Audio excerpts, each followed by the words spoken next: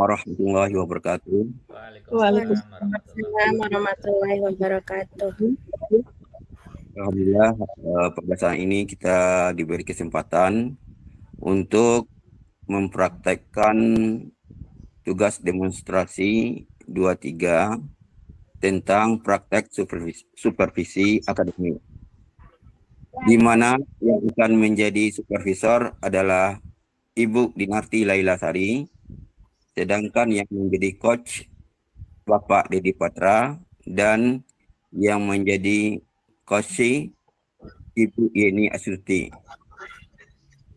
Kepada Bapak dan Ibu, waktu dan kesempatan kami persilakan.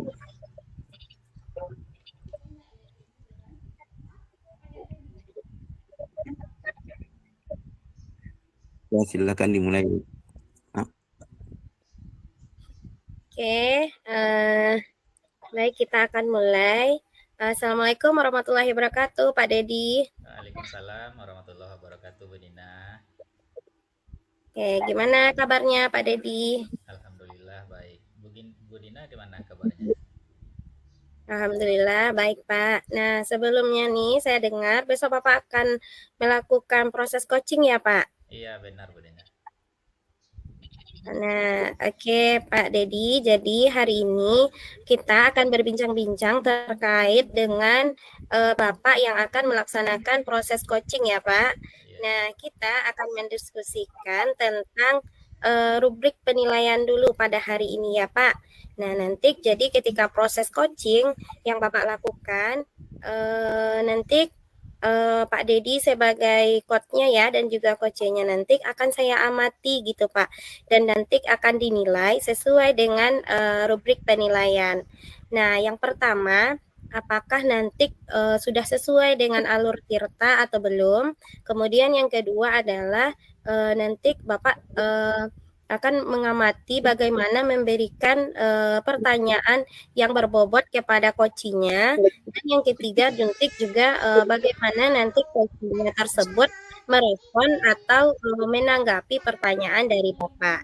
Oke, baik, Bu Dina. Nah, kemudian saya juga akan mengamati apakah nanti proses coaching itu sudah berjalan sesuai dengan prinsip coaching. Di antaranya adalah ada kemitraan, kemudian ada proses kreatif, dan juga memaksimalkan potensi gitu, Pak. Baik, Bu. Siap, Bu Dina. Nah, oke Pak Dedi, sebelumnya saya masih ada yang mau ditanyakan nih sama Bapak. Kira-kira kompetensi apa yang akan Bapak kembangkan pada saat proses coaching kali ini? Baik, Bu Dina. Untuk potensi yang ingin saya kembangkan ada 3, yaitu yang pertama presence atau kehadiran penuh, yang kedua memberikan pertanyaan yang berbobot, dan yang ketiga adalah mendengarkan aktif, Bu. Jadi ada 3 kompetensi yang nantinya akan saya kembangkan dalam proses coaching hari kali ini. Nah, oke Pak. Jadi nanti ada 3 ya kompetensi yang ingin Bapak kembangkan. Nah, dari ketiga kompetensi tersebut nih, kira-kira kompetensi manakah yang ingin Bapak kembangkan secara spesifik yang ingin diobservasi gitu, Pak? Baik, Bu Dina. Menurut saya kompetensi yang spesifik yang ingin saya kembangkan ada 2. Yang pertama memberikan pertanyaan yang berbobot, kemudian mendengarkan secara aktif. Itu saja mungkin, Bu. Oke, baik Pak. Jadi untuk yang lebih spesifiknya itu Bapak ingin mengembangkan 2 kompetensi gitu ya Pak ya. Nah, kemudian terkait dengan indikator nih Pak. Indikator seperti apakah yang Bapak inginkan dalam proses coaching kali ini? Yang saya inginkan ya Bu, yang saya inginkan adalah bisa mengekspor ide-ide atau gagasan-gagasan untuk bisa memecahkan masalahnya sendiri, Bu. Oke, baik Pak. Jadi sekarang kita sudah berada di akhir sesi pra-observasi gitu ya Pak. Nanti silahkan Bapak melakukan proses coachingnya terhadap coachingnya nanti. Kemudian nanti setelah Bapak selesai melakukan proses coachingnya, kita akan berbincang-bincang lagi nantinya ya Pak ya. Baik, Bu Dina. Ya, kita nanti akan membahas kembali seperti apa proses coaching yang telah Bapak lakukan. Bisa ya, Pak ya? Iya, baik. Bisa. Oke, Bu Dina. Siap. Oke, ya Pak, sama-sama Pak. Silakan nanti Bapak melanjutkan untuk proses coaching ya, Pak ya. Baik, Bu Dina. Terima kasih, Bu Dina. Yen, Waalaikumsalam warahmatullahi wabarakatuh. bagaimana kabarnya Bu Yen? Alhamdulillah. Baik, pada kesempatan kali ini ya Bu, kita mau apa yang mau Ibu ceritakan gitu. Baik, begini Pak Dedi, saya itu kan akhir ini merasa murid-murid di kelas yang saya ajar itu kurang antusias ya Pak ya. Nah, mereka itu dalam menerima pembelajaran saya itu kurang berminat ya begitu. Nah, sementara jumlah murid saya yang mengerjakan tugas itu mungkin hanya sekitar 50% gitu. Oh gitu. Jadi menurut Ibu Yeni, apa yang Ibu harapkan dari obrolan kita hari ini, Bu? Saya mengharapkan adanya solusi ya Pak Didi ya. Nah, dari permasalahan yang saya hadapi yaitu bagaimana siswa saya itu atau murid saya itu menjadi antusias dalam mengikuti proses pembelajaran nantinya seperti itu. Oke.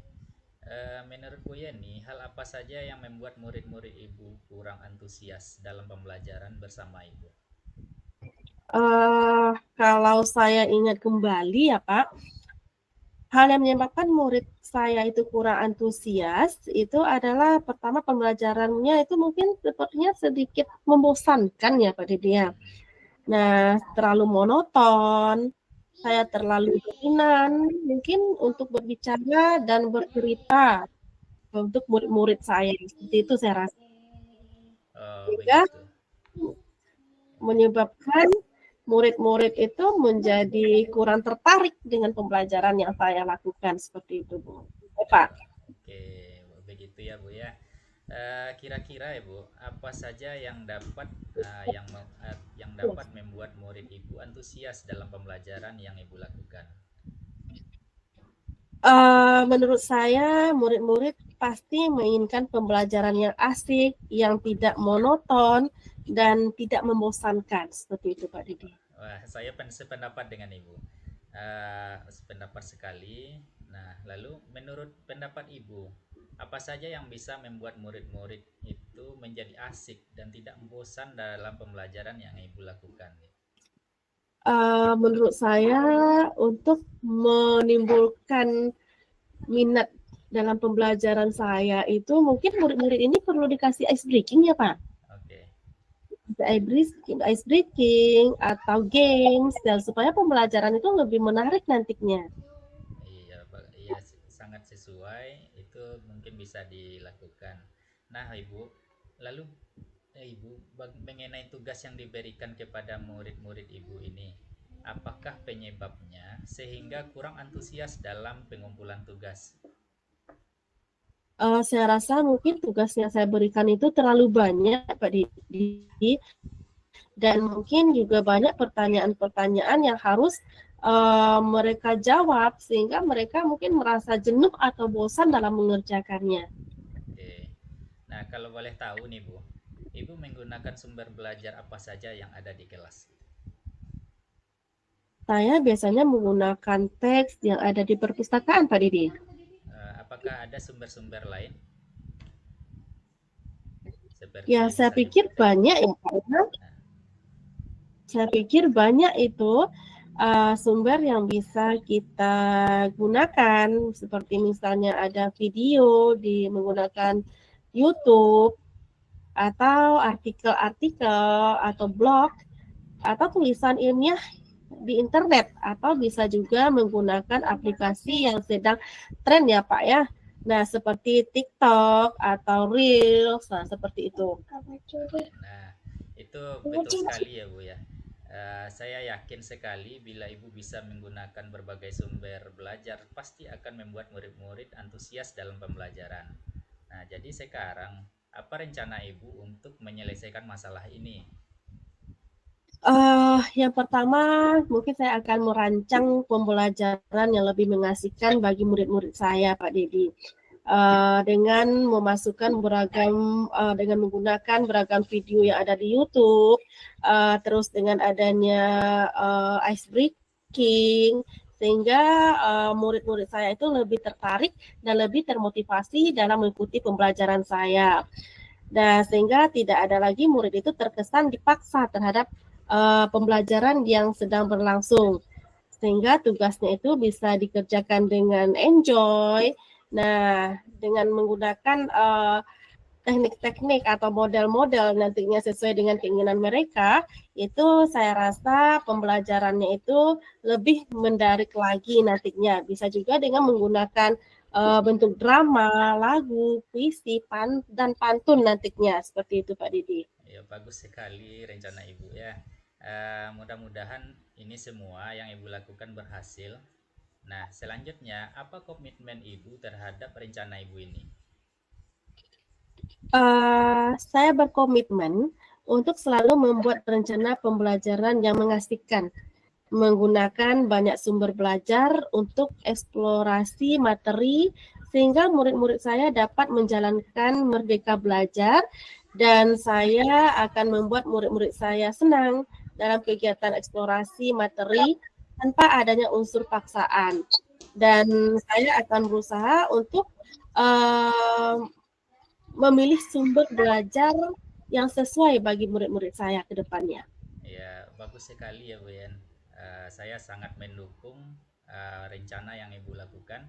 Mudah-mudahan semua ini berjalan lancar sesuai dengan harapan kita ya Bu Yan ya. Nah, mudah-mudahan semua yang Ibu inginkan semuanya tercapai. Terima kasih Pak Dedi atas waktunya.